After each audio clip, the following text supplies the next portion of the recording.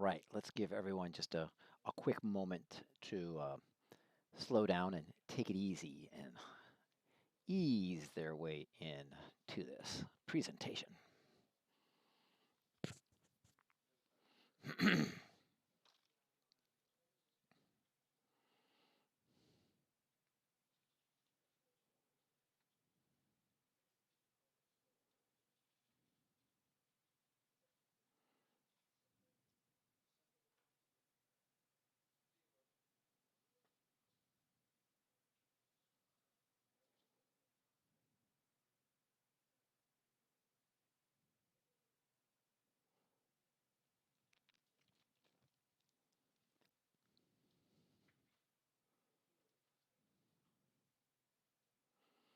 All right, let's get the show on the road. Welcome, Houdini fans from around the world. It is 3 o'clock Florida time, and it is time for another episode of Houdini Secrets. My name is Chris, and I will be your host for today's presentation. Now, if you remember, 2 weeks ago, man, it's been 3 weeks ago. Did you miss me? I've been away. Well, last week, 2 weeks ago, I was in Colorado getting avalanche training. And last week, I was in Tennessee, and I was being suspended from a rock by a rope. Okay, now you know what I do on my spare time. What do you do on your spare time, I wonder? All right, now, 3 weeks ago, we launched off playing around with Houdini DOPS. And actually, that's 4 weeks ago, we started off with playing with dynamic operators. And we just started having particles kind of like play around, and we started dealing with things like rigid body dynamics. And it was very cool.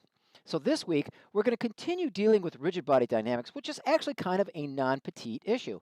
Now, we played with particles, and particles took place, and turns out particles are really just very simplistic rigid body dynamics. Now, rigid body dynamics that we're dealing with are a little bit more complicated. And here, I created this, well, actually, I didn't create this graphic. A student working with, a former student actually, created this graphic. She created this graphic for me for my book, Real-Time Visual Effects for the Technical Artist. And she created this document for me. And let me show this to you.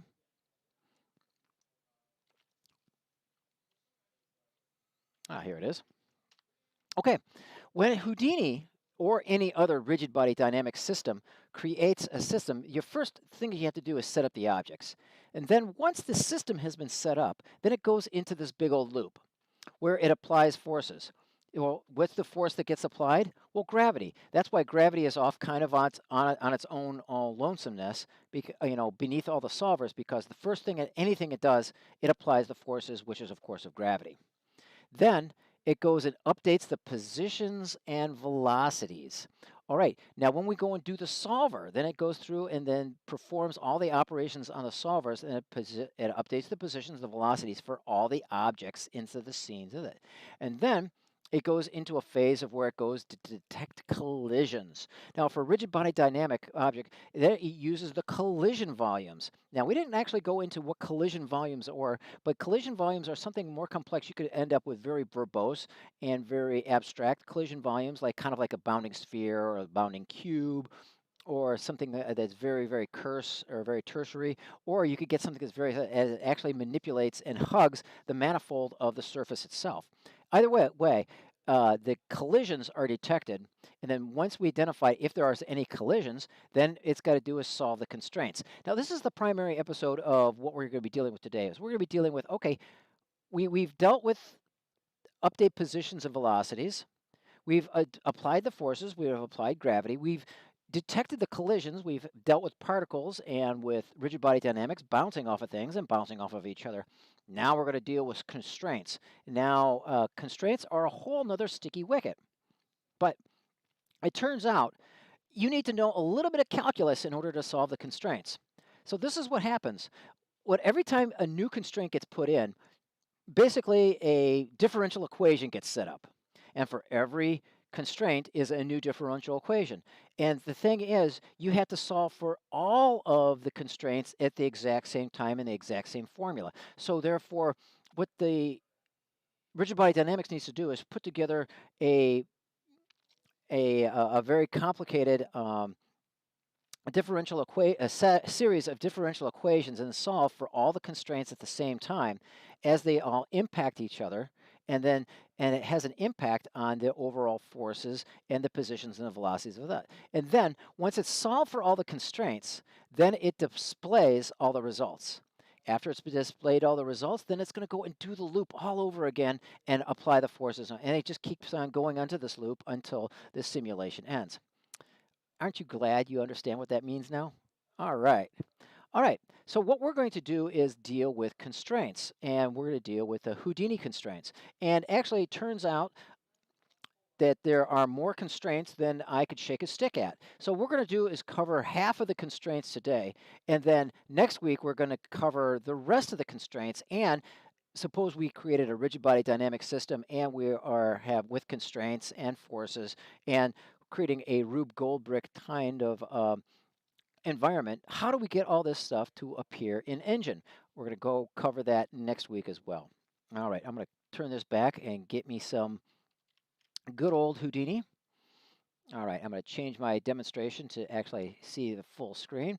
All right, now notice here on the rigid body tab here, we go up here where right next to glue adjacent.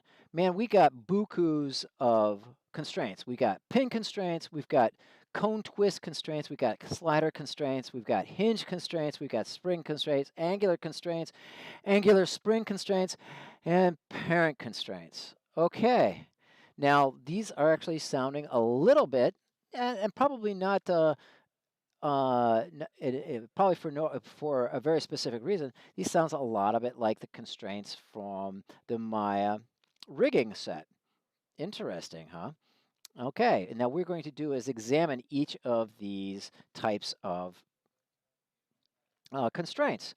And we're going to start off with a very old, venerable, and very simplistic pin constraints. Now, pin constraints is about the most simple thing that you want to do. So in order to get things going, I'm going to lay down give me some Roberto. Okay.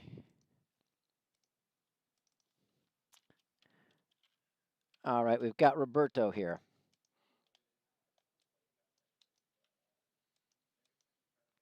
All right, there's Roberto looking sexy. Let's get him smooth shaded. All right. Now, what we're going to do is very simply convert Roberto into a hero object.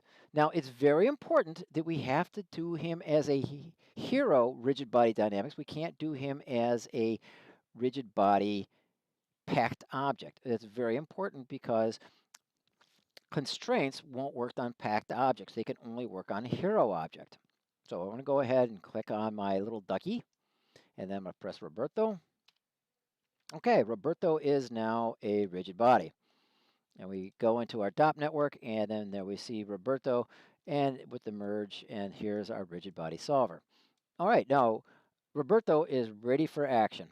Now remember, if if we had not done this properly, and if we had gone into an RBD object, and then made that Roberto, it would say operation failed already is simulated. Okay, so click on here.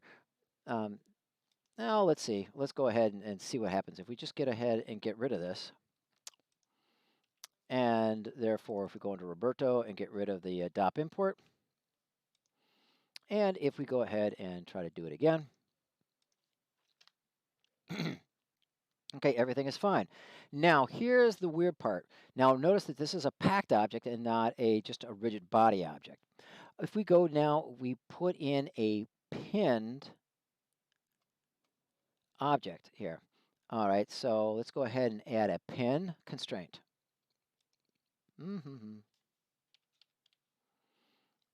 RBD pin constraint. Okay, if we put that in here, then we have, okay, let's go ahead and move Roberto off to someplace else. Let's move him off to this. So I'm going to go grab my Roberto and move his position off to here. Aha, look at that. There's our pin constraint. It is now pinning Roberto to the origin. Now let's go ahead and hit play and see what happens. Okay. All right. Hello, computer. What happened to Roberto? What happened to our pin constraint?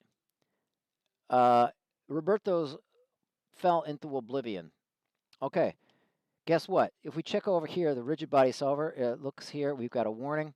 What is this warning? It says, unable to set up constraint. For RBD packed object, constraint networks can be used to create constraints.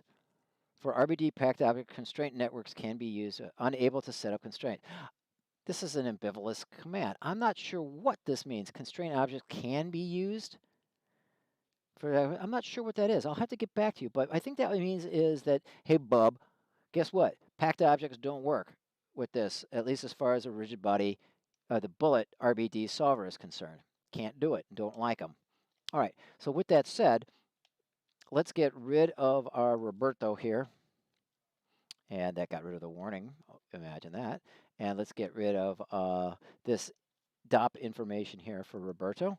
And so I'm going to go and then just create him as a hero object. Oops. And then I'm going to go back up here, and there's our Roberto. And I'm going to go ahead and I'm going to leave Roberto there for the moment. And I'm going to move him, instead of doing him in the RBD object, let's move him in world space. And so I'm going to go up, and I'm going to move Roberto over here. Over at, yeah, 4.3, that should be fine. All right, then we drop in here. Now notice that here is our source. Okay, so let's take a look at what this rigid body constraint is. Now, if we were to go ahead and just hit play. All right, look at this. Roberto's going to go for a swing. He's just swinging around. He's a real swinger. He's having a good old time. All right, now let's take a look at some of the parameters on this. So the constrained object is star. Now there's only one object in here, so if we were to be concise, we want this to be Roberto. And the goal object, if we were to leave this goal object constraint, what this means is it's either we're going to constrain it to another object, but there is no other object. And since there's no other object, this is going to default to the world space origin. Okay, now if it's the world space origin, then we can adjust its location. So if we wanted the pin to actually move to someplace else, we can move it over here. And if we hit play, then Roberto swings off of that.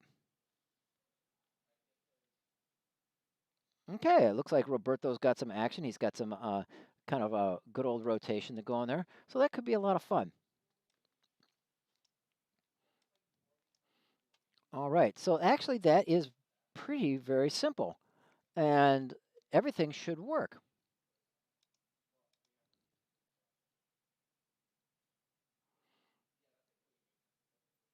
Now, if we wanted to give Roberto a little bit of momentum ahead of time, we could put some velocity into him. Oh, let's put maybe negative 2 for an initial velocity, and angular velocity.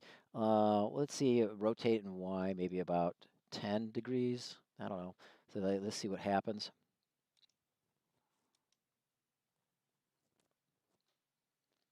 Okay. Then we get a kind of like a little bit of a wacky kind of original result. All right. A little thing that's just hanging out here. Might be very interesting to put that into a game engine and just put it onto a forever going loop. All right. So what happens if we wanted to get another Roberto?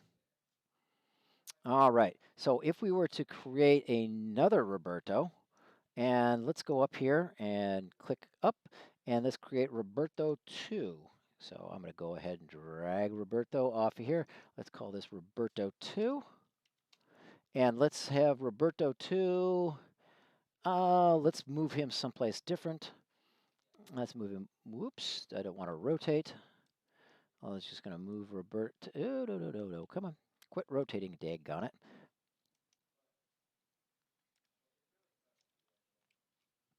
All right, I just want to move Roberto. Move him in Z, daggone it.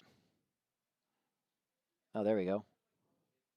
Oh, we happen to be moving the other Roberto, but that should be fine. So we have two Robertos in the scene. Oh, this isn't working.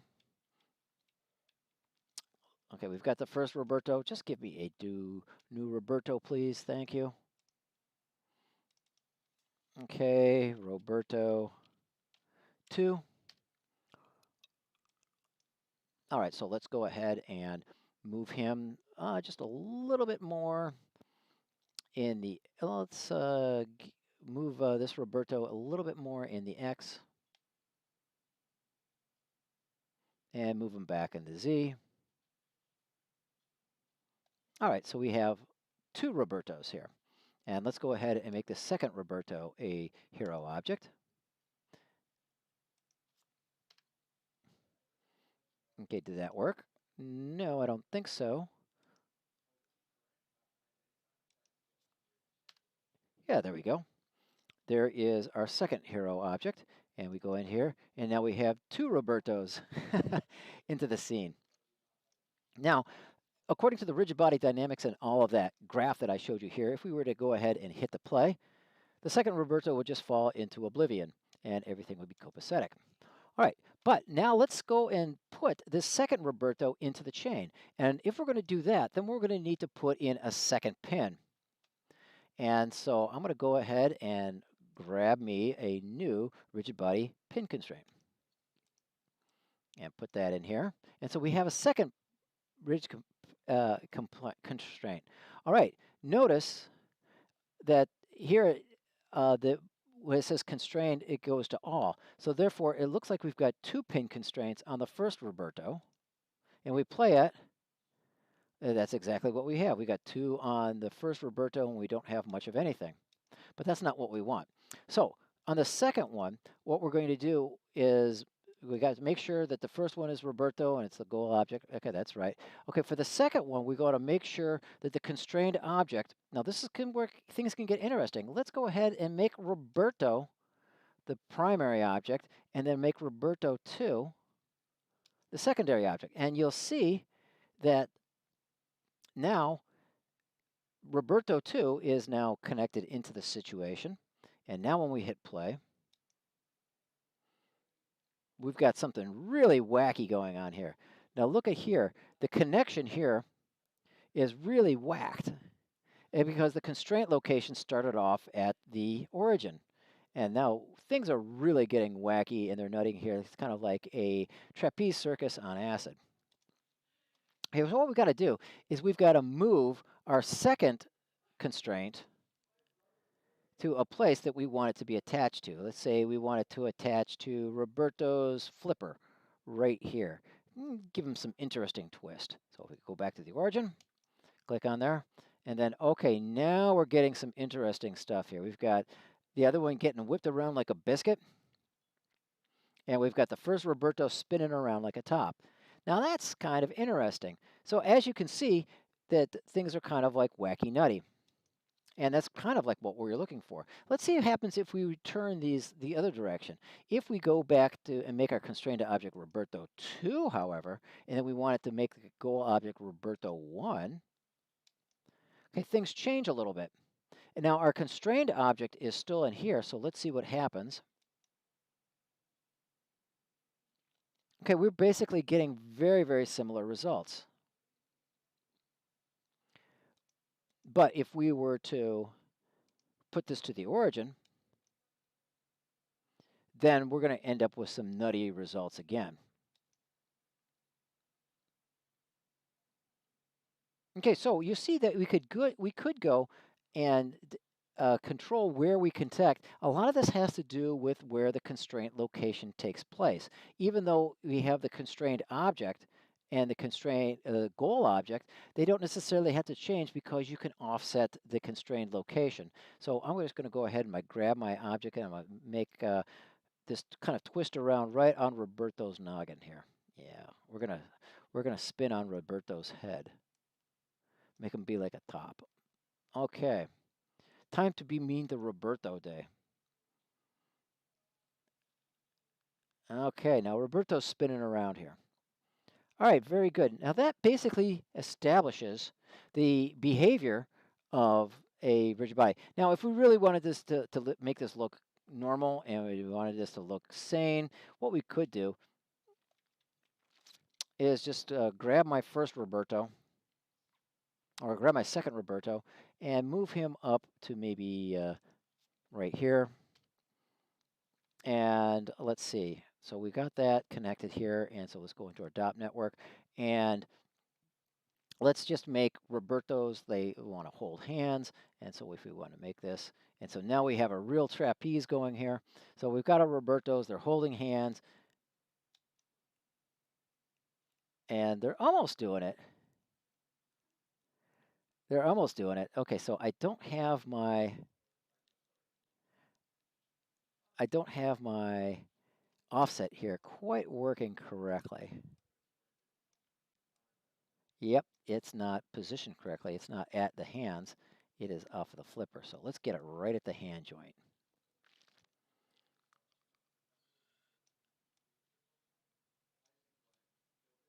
Okay, that's right there. Now let's see if these Robertos can do the trapeze. Yeah, they're swinging around. Okay, yeah, they're swinging around just like they're hanging from a helicopter. All right, very cool. All right, now the next rigid body dynamic system I wanted to explore is the hinge constraint. Okay, now the hinge constraint is very similar to a pin constraint, but instead of one wire, you're going to have two wires, and this actually does behave like a hinge or a trapeze. And so in order to get this going here, I am just going to delete everything and start it over again. So give me a new Roberto. All right, and then we're going to turn him into a hero object. Enter.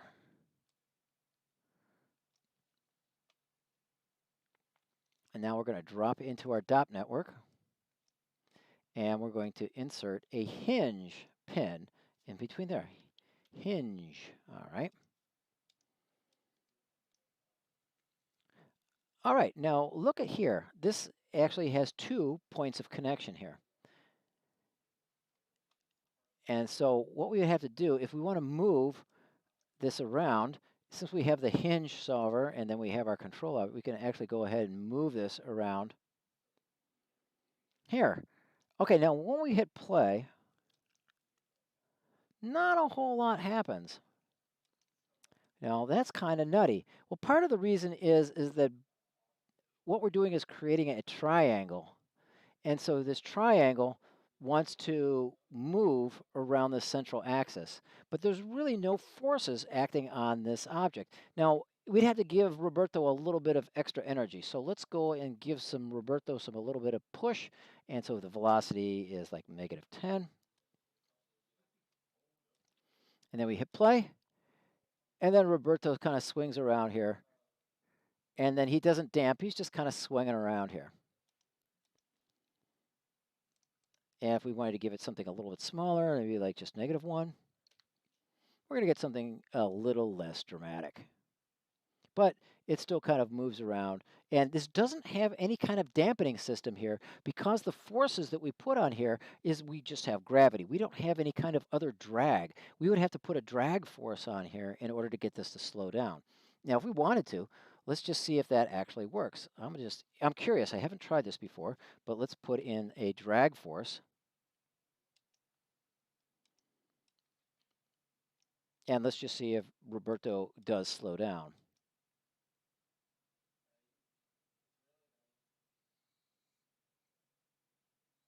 Okay, I don't see I don't see it slowing down much. All right, so let's scale the force and change that to 100 and see what happens.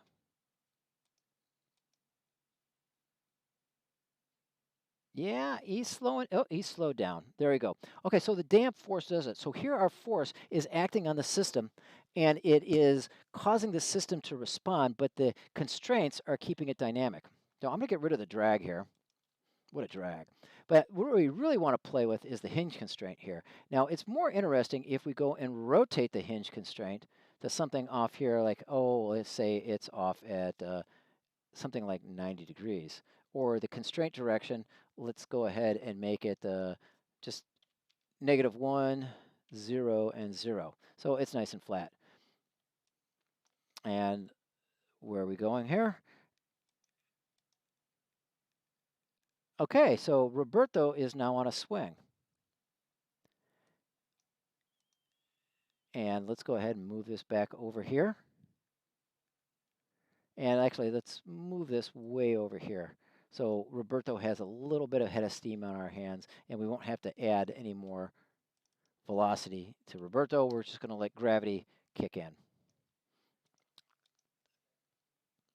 Okay, there he is. Roberto is now. Now notice that it's creating a triangle here between the 2 points, which is your central move axis, and then Roberto here creates the 3rd point, and it has to pivot around these two. The hinge constraint forces the pivot to actually engage just along this axis. Nothing else is allowed to move.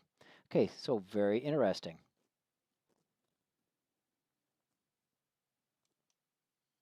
Okay, so let's wait, if we wanted to add a second Roberto into this situation. All right, we've got Roberto, he's sitting at the origin. Let's go ahead and create ourselves a, let's just create a duplicate of this object. We've got a second Roberto. And let's actually just call this guy Roberto 1, and this is Roberto 2.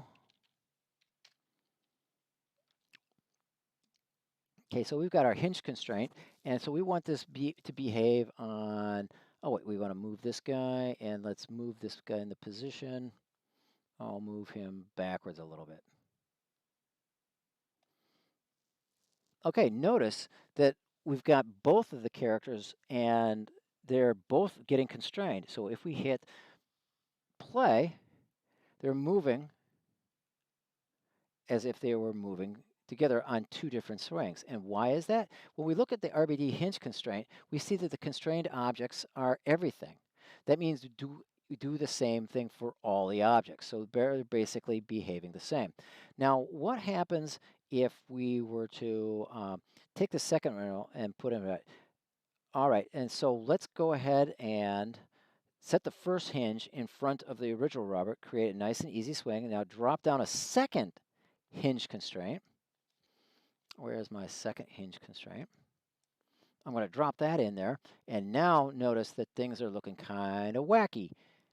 Notice that there's a hinge constraint there and a hinge constraint there, so let's see what happens if we just play this by default. Okay, these hinges now are counteracting each other. The hinges are now fighting with each other, and that's why we've got 2 hinges and they're both star, and so they're now fighting with each other. So they're actually counteracting. So what we're going to have to do is dedicate things a little bit. On this first hinge, let's make this the first Roberto. And the second one, let's make the second one the second Roberto, and make our goal hinge the first Roberto. All right, now let's change things up a little bit and rotate this so it's also on its side. And so we're going to create like a double kind of trapeze action going here.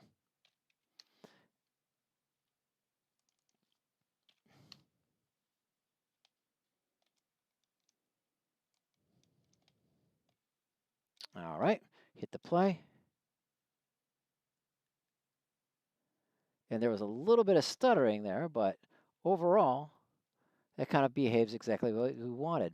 All right, now notice that part of the reason why it stuttered there is because we don't have a consistent line here. I think it would probably behave a little bit better if we were to go and take this hinge constraint and then instead of rotating it that way, we actually just went and moved it to like put it on Roberto's tail here. Maybe this would be a little bit more copacetic. All right, yeah, it's a little bit better. And so the other one is getting toked around and moved around. So we've got a double swing here. Okay, that's very cool. All right. So now we know how to hook our Robertos up and make them swing together. All right, the second one, or the third one that I want to try to deal with, let's go ahead and get rid of all this stuff again. I'm just going to go and grab myself a new Roberto. Eck.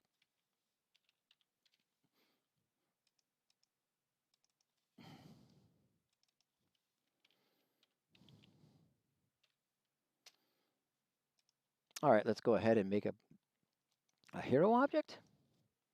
Okay, so he's a hero object now. Now we're inside of our DOP network. And let's go and add a Spring Constraint. Now, Spring Constraint, this is kind of pretty obvious, well, how this behaves. But who knows? We want RBD Spring Constraint. All right, we're going to drop that in there.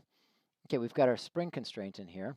And right now it tells us the little interactive jack here. And let's go ahead and move this up to here. And there we go. And now if we go ahead and play this, then we see the Roberto, he's like moving up and down. If we go and add and give Roberto a little bit of energy, is an initial velocity, then we're going to have a little bit more fun. Actually, that's a little bit crazy. It looks like our system is breaking there, which is not cool. Let's see if we can slow this down.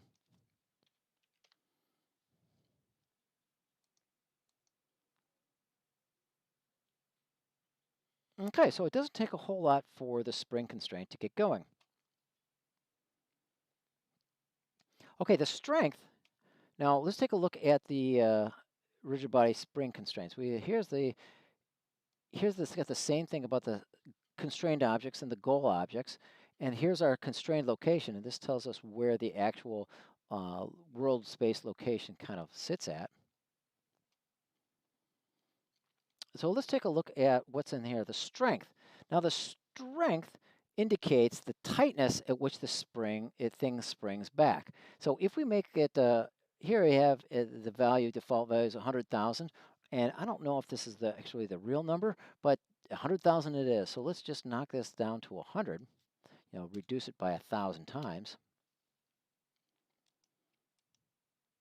Aha. Roberto just keeps on going, so the spring is very weak. So let's go and add some more data and make it 10,000.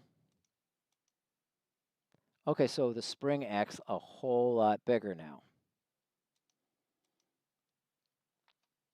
All right, so it can stretch really far. Now, if we wanted to be really tight, if we wanted to add a couple more zeros, so now we're sitting at 1,000,000 units. We click that, and it's very tight. The oscillation is there, but now it looks like Roberto's just kind of oscillating. He's just kind of like into his groove here. He's just kind of like moving around. Now the damping, this is how much force it takes to make the oscillation cease. So larger numbers, okay, I'm going to return this back to my default value before I get some kind of nutty results. So the damping said if we have a larger number, it's going to damp a whole lot faster. So if we multiply this by like 100 times and make it 1,000,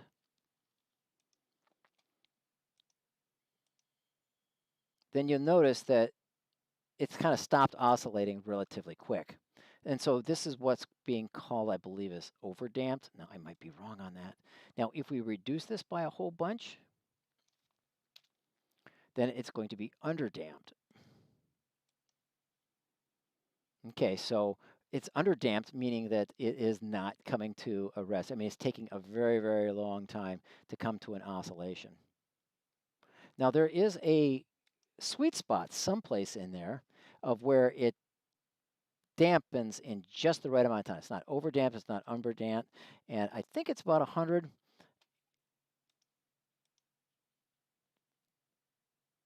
But it doesn't look like it, so maybe it's 500.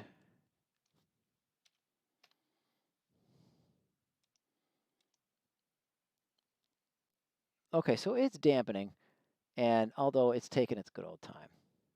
Okay, so there is an optimal number that really works well for that. And I'm going to return this back to 100. But what if we want the system to break? You know, suppose that we've got Fat Albert, he's sitting on the bungee cord, and then blammo, he jumps off the bridge, and, he's just too much for the system to handle. Okay, well, then what you would do is like, okay, we've got a limit force. Well, let's just say a limit length.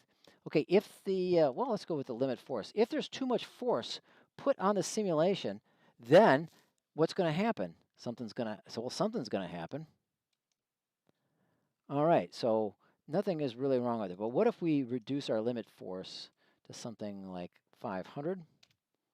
Is Roberto need to go on to a diet? Yep. Roberto needs to go on to a diet. He needs to he had too many oats over the weekend. Some sea oats here. And yeah, he is way too fat now because he's causing this system to break. Okay, let's see if this gives us some kind of overall and just slows it down before breaking. Nope, it slowed things down just a little bit. So let's make 25 here. Okay, so as you can see, it still wants to break, so it's fairly fragile. There we go. We think we've, so let's see if we hit 35. Will that break it after just a little bit? I want it to extend to a certain point and then snap. Yeah, there we go. So it looks like Fat Albert or Roberto has been bungee jumping, and because there's a little bit too much partying over the weekend, the bungee jump didn't work and they ended up falling. Now, the same thing happens. We're going to turn off the limit force here to keep it going. You can control the constraint. If you put on the goal location, I'm going to get rid of this channel here. And notice that we have two different values. For our constrained location, we're going to just move that up. And now we have an initial distance put into our goal location. So I'm going to go ahead and play. And I guess I have these switched. So let's make this 2 and then make this 4. Okay, so there is the initial amount of distance put into our spring. And so if we move this constrained location to 3, it gets a little bit closer. And so it still basically behaves the same. Okay, but that distance, suppose that the distance here exceeds a certain amount. So you can have our limit length. The limit length can break as well. So let's see what happens here if we go ahead and get the limit. Okay, so right now the limit of 1, it proved to be too much. Now, how much is this? I put the distance here to be 1, so it looks like it's right at the threshold. So if we make the maximum length about like 1.5, maybe that will catch it. Yep, that's what I thought. If we go 1.1, will that actually cause thing to stretch and then break? Oh, it is. We're right at the limit here, gang. Okay, let's put it at 1.01. Okay, it didn't quite give us the snapping that I was hoping for. So let's call it 1.1. Let's call it like 1.05.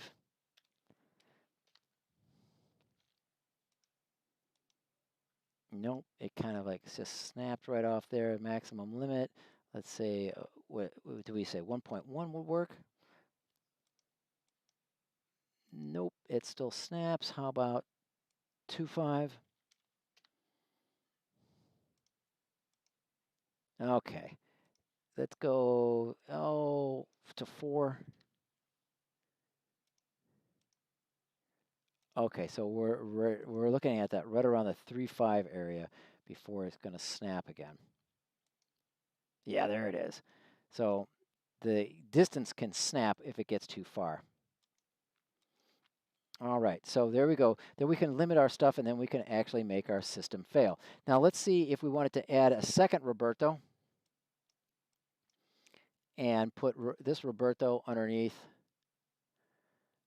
this guy and put this Roberto, and we're going to get rid of his initial velocity, and we're going to move this Roberto down south. Okay, so let's make him -3. All right, now since we have this and we have Roberto star here, and so is this going to be all the objects? Nope. We have to make sure that this other one, this other Roberto, does have to have a spring constraint for this. So let's go ahead and add a spring constraint.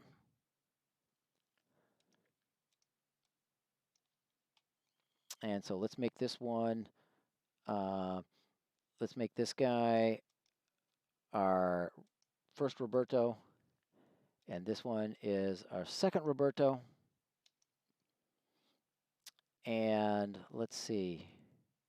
Here is the second object, and so we're going to place him like right at his tail. I'm going to hit play. And then see that it has the original spot here. But now notice that I'm not, so this is assuming that the original goal object, since I don't have the original Roberto in here, I'm just doing it, it assumes it's a world space location, so they're not actually related to each other. So let's actually put the first Roberto in there.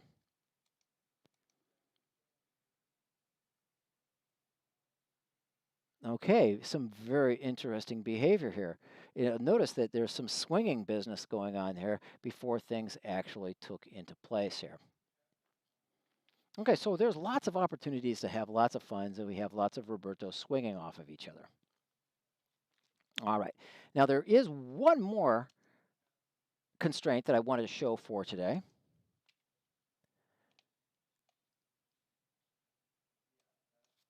And that is a hinge, not a spring constraint. I want to go add we've done the hinge, we've done the spring, and what we want is a slider. Yeah, just like it's a White Castle burger. It's going to slide right in and out of you. Okay, we've got Roberto.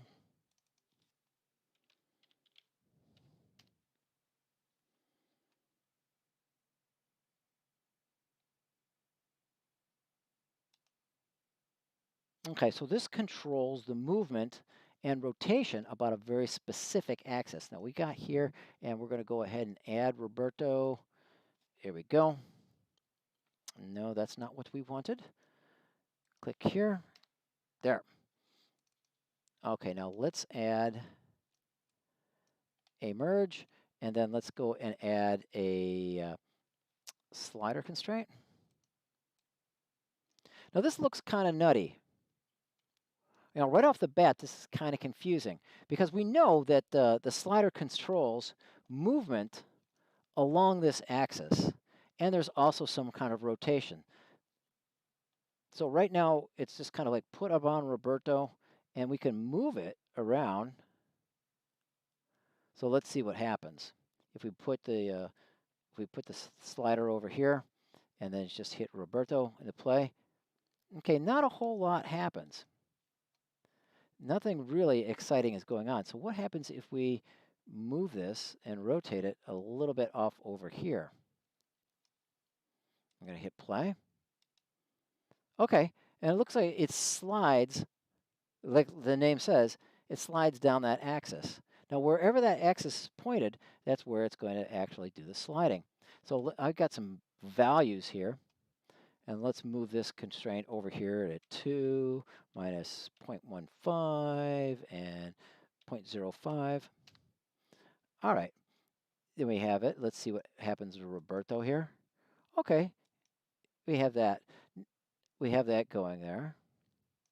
Okay, and now let's start dealing with the slider. And then here we have its rotation. So if we do the rotation, what happens to the slider object? Okay, if we move this over here to like, oh, I don't know, maybe 109. And then we do this slider range. Oh, we move this up here. Okay, so this, okay, no. Okay, go back there. Oh, look at this. I went and reset the situation, and look at that. Here's that, go back to max rotation. Now look at that. This actually creates the range at which the thing will slide back and forth. Interesting. Okay, so what happens if we hit this? Ah, look at that. Oh, but it hits the barrier. Okay. And so what if we do the rotation offset then? If we just rotate this a little off here. So if we go and hit constraint, and then it moves there, and it hits the thing. Okay, it hits hitting the barrier. All right, look at this. This little yellow doohickey here, this indicates where Roberto is going to be. And notice that Roberto is always perpendicular or orthogonal to the system here. And so this thing here, or this bar here, tells us where the rotation is going to be. So if we rotate the rotation off over here, it's offset here, and it's like I said, here, this controls the actual, and notice that it's always going to be started here right into the middle. Okay, interesting. Now, what was to happen? I wonder what would happen. I'm going to put the rotation back over here to about 109 and give it a nice wide berth. And I'm going to change the goal hinge to be about, 0.5 and negative 0.8 and 0.33.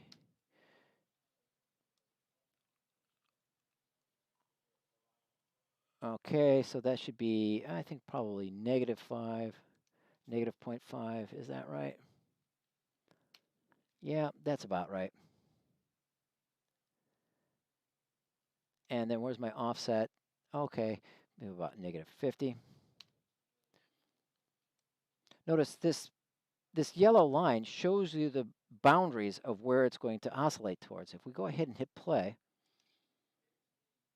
and so it hits that boundary almost immediately. So what if we hit this into just 50? Then it's kind of like going in between in the exact opposite direction. All right. Now what happens if we were to give Roberto some initial velocity? So put a -10 here.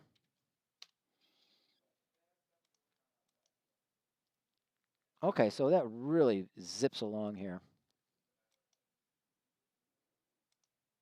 And it kind of like flies and it bounces into this. So if we wanted to have this rotate off a little bit further, we would have this kind of like rotate the offset just a wee bit more and click over here into the offset. And the rotational offset is going to slide over, someplace over here.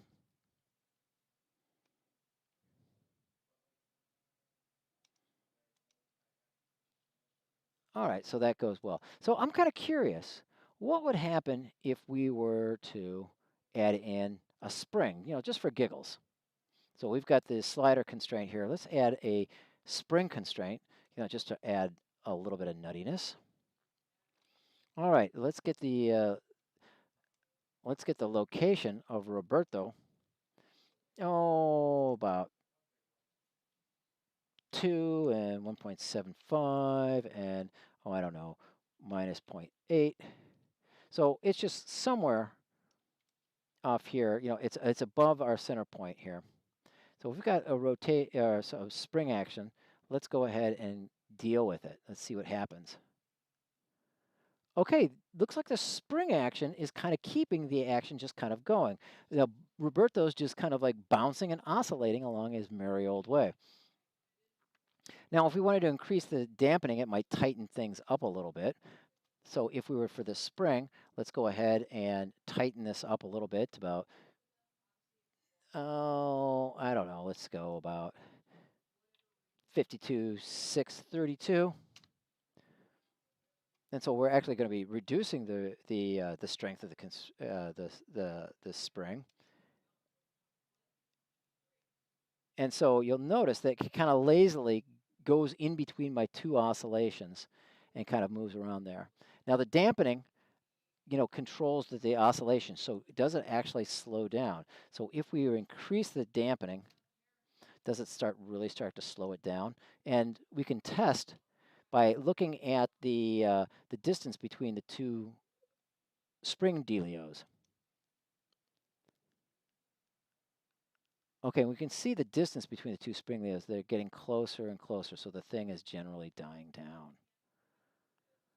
All right. So if you'll notice here on the slider constraint, there are also variations of this. Now, these are things that I haven't had the chance to deal with or haven't had to really play around with, but we can manipulate the hinge itself. So when it's talking about the hinge, that means movement up and down this axis. And so there's position information and there's angle information. So we can adjust the softness and we can control the dampening of this. So if we were to create the dampening and increase the dampening to, oh, I don't know, maybe 100.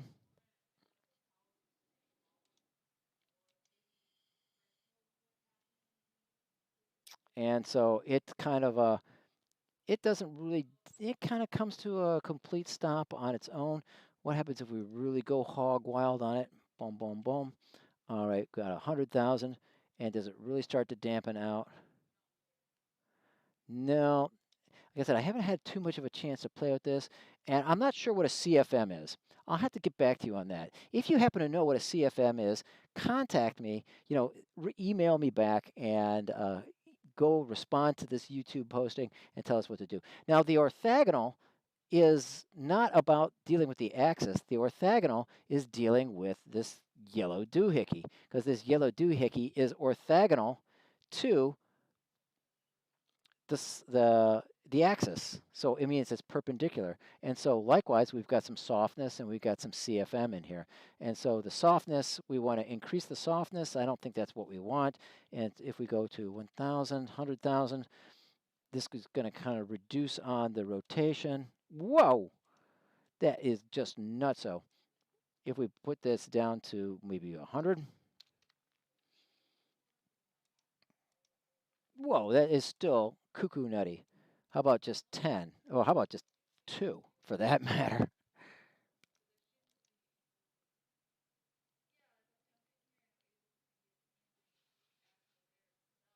Okay, so I think that the spring constraint itself is overriding the overall effect of my hinge and my orthogonal values and manipulating the softness. That would be my guess, but I'd have to really start playing around with this a little bit further in order to really understand what's going on here. All right, so as you can see, in order to really understand how these constraints actually work, it takes a little bit of time to play with each other. So you put them against each other, you play with them, you start adding more and more constraints to the system. And remember, it has to solve all the constraints at once. And so it deals with them all at the same time, and then it applies the forces.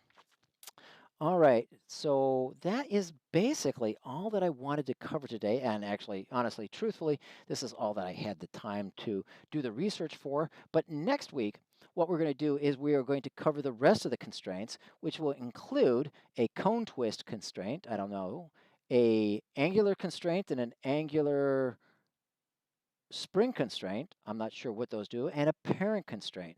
And then hopefully what we're going to do is we're going to create a system and then we're going to export this system to Engine and then see what happens and when we have all these constraints going on at one time. All right, great. So everyone, thank you very much for giving me your attention and your time today. I hope this was actually some good, playful fun. And I hope everything is working out well for yourselves. Oh, I don't want this. I want to go and move this onto my PowerPoint. Okay. Boom, boom, boom, boom, boom, boom, boom, boom, boom, boom, boom, boom, boom. Okay, do we have this up and going? I do not. Okay, so let's get this going. I knew I forgot something today. All right, so let me go ahead and move this over here and swap. Okay, that's what we wanted to cover. All right, now Let me make sure that I've got everything going correctly. All right, I do. Now, if you like what you saw today, go ahead and see that little button down there by the YouTube. Go ahead and subscribe. Go ahead, subscribe to this channel if you liked it. Keep us going. Give us some feedback to know us that you're out there and that you're interacting. And if there's anything that you want us to start discovering, please tell us. Maybe we're doing it all wrong. This is my real big deep dive into uh, Houdini dynamic operations. And if I'm doing something wrong, please go ahead and tell me. I'm just having a good old time just playing, and you folks are just happen to have a good old time while I learn. Ha ha ha. But anyway, go ahead, check me out. I'm Chris Rhoda, also on Facebook and on LinkedIn. Okay, and what you could do to really help us is go over to the website for techartedu.com, and there's a little bit of a subscriber button. You'll see a little access thing. It says here you have the chance to opt in. So go ahead and click that, and you can leave us your email address, and we'll keep you up to date with all of the new and improved things that's going on at TechArtEDU. And I have to admit, I haven't been posting a lot lately, so don't expect a lot of deep, meaningful postings from me because I've been busy like the dickens lately trying to finish off the real-time visual effects for the Technical Artist book. Now, this is the book we're creating about a general coverage of real-time visual effects. And this is just kind of a general coverage of the entire field. And it's trying to be, it's not for UE4, it's not for Unity, it's not for Maya, it's not for Houdini. It's just real-time visual effects. And it's just covering the whole field in a general. And my publisher has been very, very, very, very, very patient with me. I'm only about 6 months late. But we're going to try to get it. They're probably going to break my contract with me, but who knows? All right. Now, if you want even more of this Houdini stuff, I don't have a slide for this. Check me out or check us out, the Orlando Houdini Users Group at 7 o'clock this evening. Go to the meetup.org and look for the Orlando Houdini Users Group. We're going to free demonstration for all of you who want to know Houdini, but you're dealing with Maya issues. And so this is particularly directed to you as an introduction to Houdini, geared at folks who are coming from a Maya background. And that's really cool because that'll get you off doing. Now, I am not giving this lecture. The good folks from Side Effects are going to be giving it. The educational department said, hey, OHUG, you need some help getting some folks to kind of come to your members.